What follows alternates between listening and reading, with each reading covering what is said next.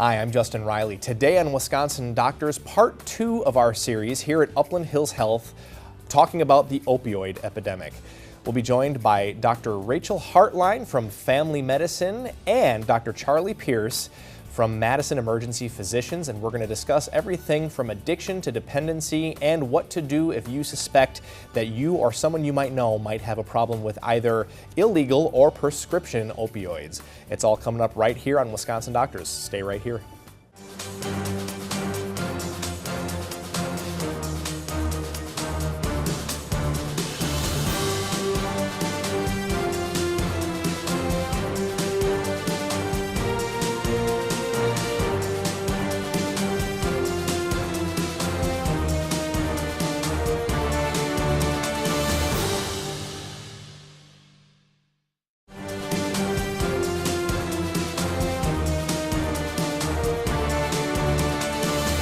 Welcome back to Wisconsin Doctors. We are here at Upland Hills Health, and last month when we were here, we were discussing the opioid epidemic, and we're going to continue that conversation today.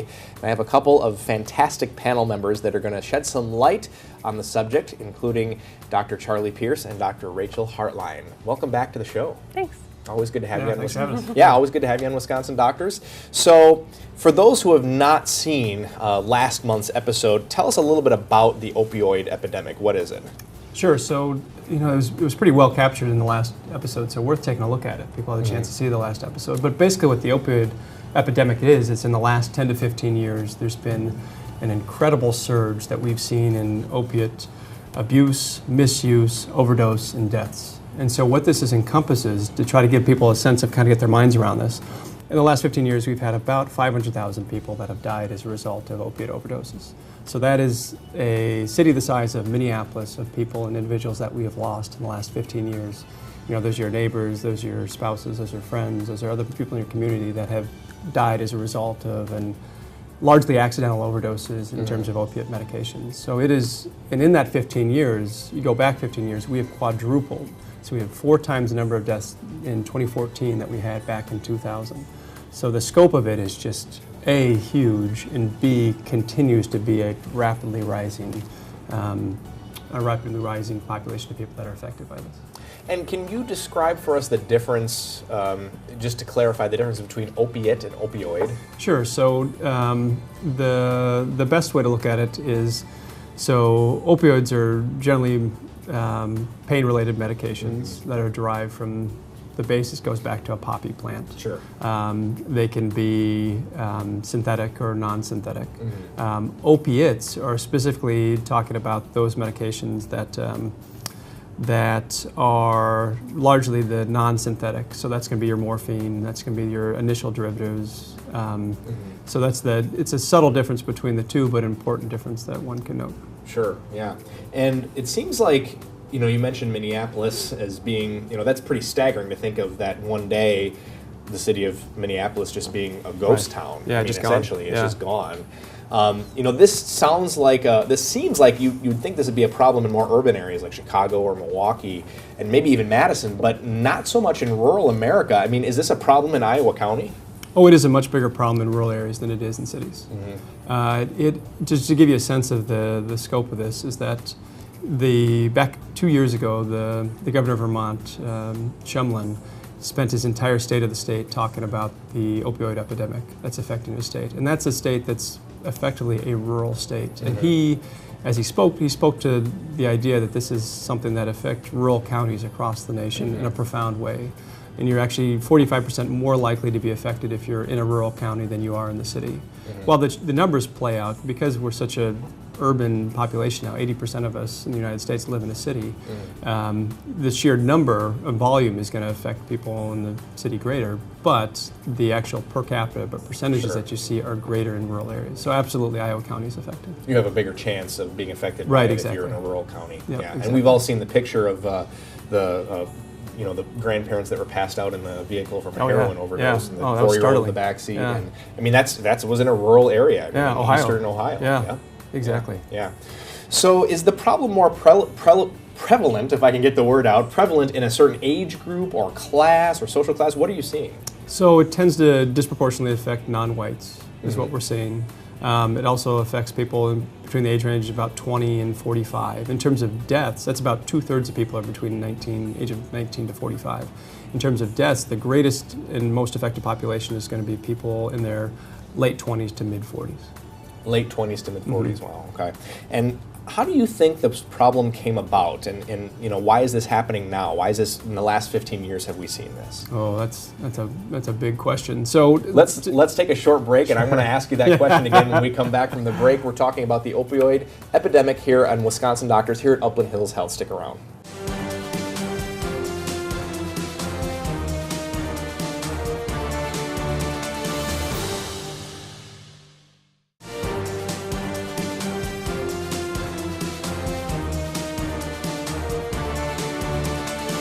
Welcome back to Wisconsin Doctors. We're talking about the opioid epidemic that's been so prevalent in our culture in the last 15 years here at Upland Hills Health. And Dr. Charlie Pierce, when we left before the break, I'd ask you the question, why is this problem coming about now? Why has this been happening in the last 15 years? So to look at it kind of in a really big lens, to zoom way out, about 15, 20 years ago, there's been a rapid increase in the development of opiate medications. And those were fairly heavily pushed within pharmaceutical industry, that this idea that we use pain as the fifth pain scale and we need to really eliminate all pain. And so as a result of that, that has really driven prescription patterns. So you've seen, not only have we seen a quadrupling of the amount of overdoses, but in the same time we've seen a quadrupling amount of prescribed opiate or narcotic pain medications. And so those track, perfectly as you see the curves of both prescription patterns as well as overdoses. And so as that momentum has moved forward, physicians have continued to prescribe opiate medications, and then those overabundance of prescriptions have led then to subsequently to abuse for a variety of reasons. And one was for David Kessler, who's used to be the president of the FDA or head of the FDA in the late 90s, said, we just under-anticipated what the effect of an opiate pain medication, and we believed data that said that these weren't addictive, which in fact they're quite known to be addictive. That was going to be my next question is, people, in the industry, they had to have seen this coming, but clearly they didn't then. I mean, they were told that it was not addicting, or it wasn't as addicting as they thought it was going to be. And you'd like to assume that there was good intentions along the way, that the goal was to try to eliminate pain or manage pain in an aggressive pharmaceutical-based strategy. But depends how you ask. It's fairly controversial when you look back on it. When people argue one way or another how much was known or not known. Dr. Hartline, you're not off the hook just yet. So obviously something has to change here. Otherwise this is going to continue to at least stay the same, if not get worse. There are new national guidelines surrounding the prescribing of opioids for chronic pain. Can you talk to us a little bit about what those guidelines are? What's the buzz around those? Yeah, absolutely. So kind of recognizing that this is a huge problem, I think, the Centers for Disease Control, or the CDC, took a look at, what we know about these medicines and how to use them safely, and if you can use them safely. And so that's the first thing that I want to point out, is that it is kind of a set of guidelines from the CDC. A lot of, some reporting around this, and the way that it gets talked about is as a legislative thing, like someone's telling your doctor they can't prescribe this medicine, and that's not the case. But it's looking at, when is it safe to prescribe this, and making sure that we're optimizing the health of patients. So the CDC released these new guidelines, and they sent this out to primary care providers all over the country. It's a little card that kind of goes through those guidelines, kind of summarizing the evidence that we have for the appropriate use of opioids. And I think the main focus you'll see is kind of a shift from treating pain as a number to optimizing patients' function. So, like Dr. Pierce said, there's like quadrupling in the number of prescriptions available, but since 1999, we've been kind of tracking those pain numbers, and nobody's pain number has gone down. We've put like so many more of these addictive substances into the world, but haven't seen any kind of benefit in people's day-to-day lives, and in fact, we've seen more people dying and having horrific outcomes from them. Right. So I'm trying to understand those numbers. You had basically, if you take all the people who have chronic pain and they give their pain a rating on a scale of 1 to 10, what is the average pain level, or what's the data saying about what people are experiencing in terms of pain? And that has not gone down since this has started. Wow. Yeah. That's pretty staggering. It completely is. I mean, and I think that it's just really, I'm like disregarding my Hippocratic oath if I continue to contribute to that trend. Right. And so that's why this has shifted and why there's so much discussion about it. Right, because the new knowledge out there, we know that this is obviously not helping people like Right. we thought it would. Right, and there are patients who have benefit, and so that's why we still have these medicines around. But I think on the whole, Right. we need to make sure we've exhausted all the other options Right. and making sure that we're prescribing them in a safe way. Yeah, absolutely. We're going to take a short break, and when we come back, we're going to continue our discussion about the opioid epidemic here at Upland Hills Health on Wisconsin Doctors. Stay with us.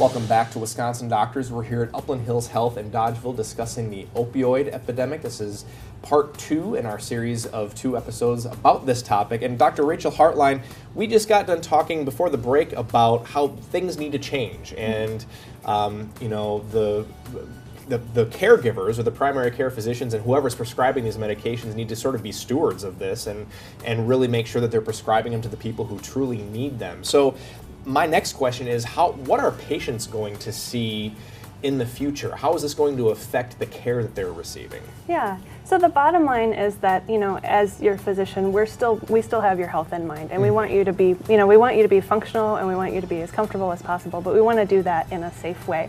So I think you'll see a focus on kind of alternate medications to opioids to treat your pain. So there are a lot of other medicines for pain that aren't addictive that sometimes can have greater outcomes. Sure. Can make you more functional and can improve your symptoms. And so we'll focus on those things before moving to the opioids. There's a lot of patients out there who are already on them.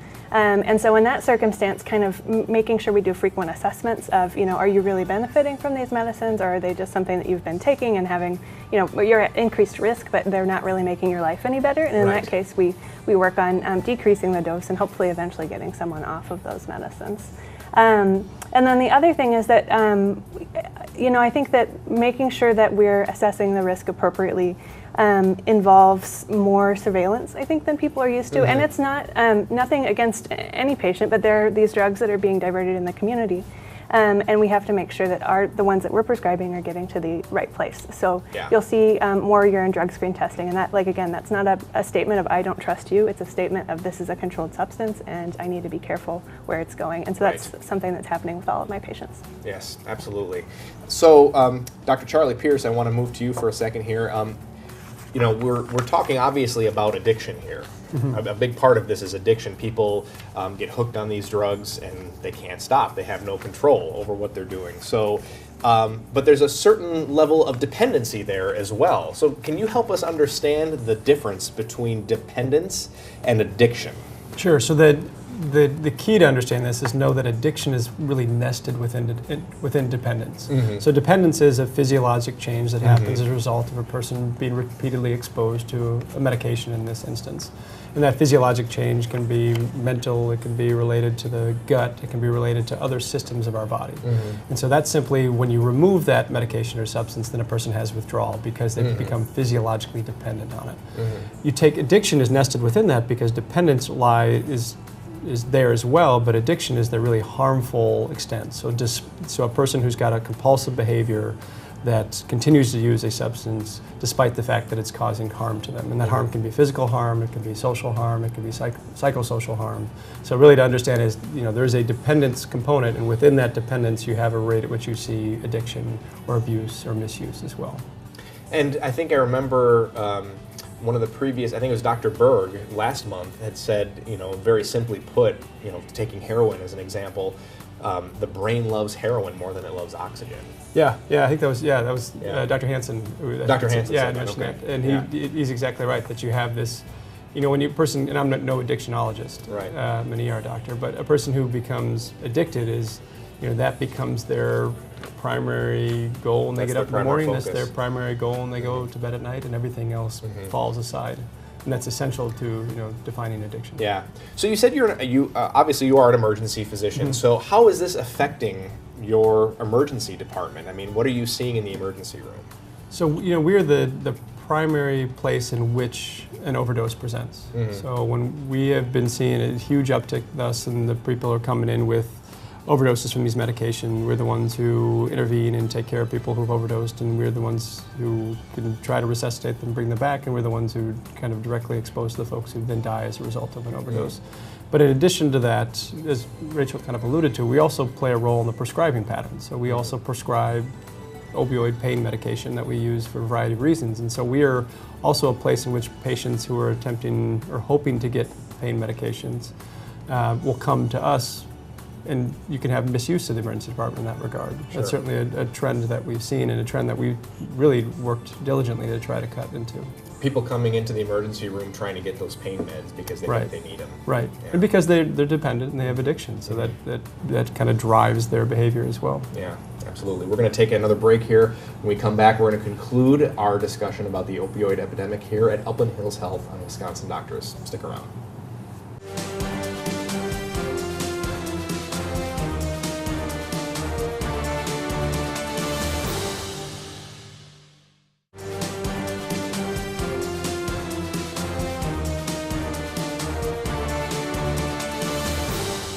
And welcome back to Wisconsin Doctors. We've been discussing the opioid epidemic here at Upland Hills Health.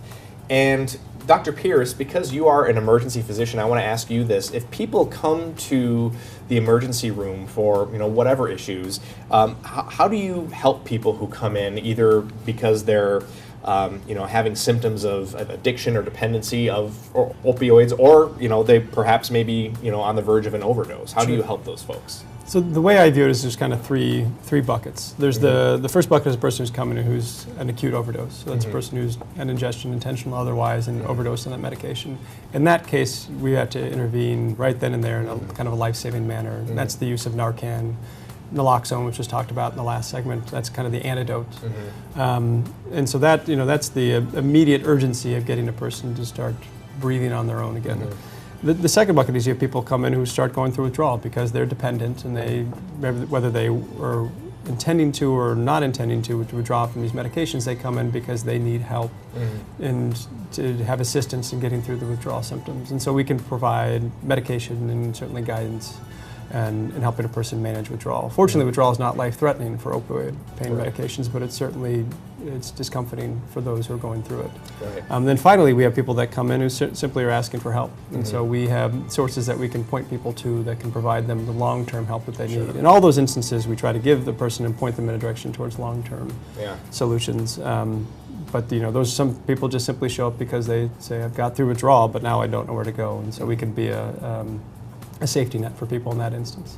And you mentioned Narcan, and something that kind of triggered my memory from last month's show, and I think this will be a good segue into what Dr. Hartline wants to talk about, is that, even when you take Narcan, as the antidote, that doesn't stay in your system as long as the opioid does. Right, exactly. So it's important to realize that even if you're not in the hospital and a friend of yours is overdosing, you give them Narcan and they start breathing again, it's still important to get them to the hospital. Absolutely. The half-life you see of something like heroin is going to be hours longer than you are going to Narcan. So you got to come in because you may need to have additional doses. You may even need to be admitted to the hospital to be observed because of these really long-acting opioid pain medications. Yeah, absolutely. Dr. Hartline, if a person is recognizing that they have a problem with heroin or maybe even a prescribed opioid, what can they do? Yeah. What are the first steps? So I think the first step is to talk to a professional that you trust. There's been a lot of stigma in the past around mental health in general, and especially around addiction issues. But I think that that is shifting away. And I think at the end of the day, your primary care doctor is there for your health, and they're going to be supportive of you in this.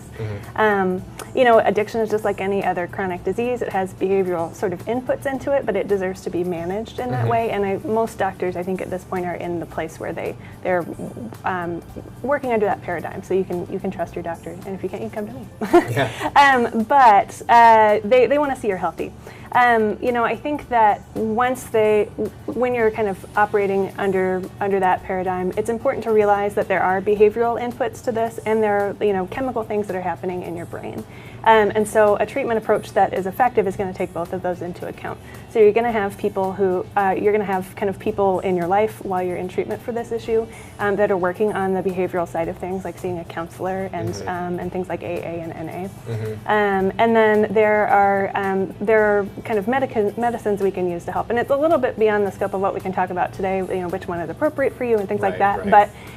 But just sort of to summarize, there are both replacement medicines, things like methadone, and then buprenorphine is one that's more available in rural areas, or one that we're working to make more available in rural areas, as well as things that actually directly counteract the opioids and keep you from being able to get high on them. And in addition to sort of the life-saving sort of intervening measures like Narcan or naloxone. Right.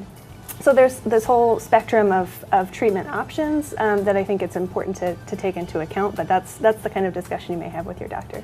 And then the other point I would say is, like, if you're in a moment of crisis, there's a national number set up by the Substance Abuse and Mental Health Services Administration that's available for folks to call, and then there are also more kind of local resource numbers.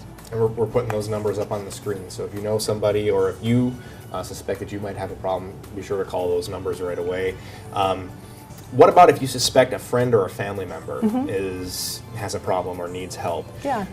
That can sometimes be a sensitive issue because we want to try to get in and not push them away and not turn them off and shut them down. We want to make sure that we can kind of get it. What do you think is the best way to approach somebody like that? Yeah, I mean, it's never an easy conversation, but it's important to be honest with the person about your feelings, to be non-judgmental, to understand that it is a disease, and if you can provide sort of specific examples of the behavior that you're concerned about. Any conversation that's confrontational tends to go better when you can provide more specific examples.